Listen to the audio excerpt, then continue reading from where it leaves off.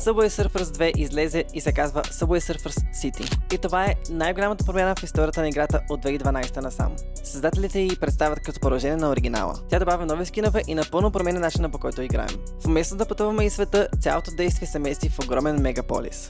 Градът е разделен на различни квартали, всеки със собствен стил. Има различни мисии и предизвикателства, освен класическият Endless Run. Вече може да играете и нови режими с квестове, събития и качване на нива. Играта ще има различни сезони, които ще добавят нови зони, герои и ново съдържание. Subway Surfers City излезе официално на 26 февруари за Android и iOS. Тя бележи една нова ера за една от най-спешните игри в историята с над 4,5 милиарда изтеглени. След толкова години най-накрая получихме не просто един апдейт, а изцяло нова игра. Играхте ли вече Subway Surfers City и хареса ли ви повече от оригинала? Напишете в коментарите. Ако искате още интересни новини, последвайте newz.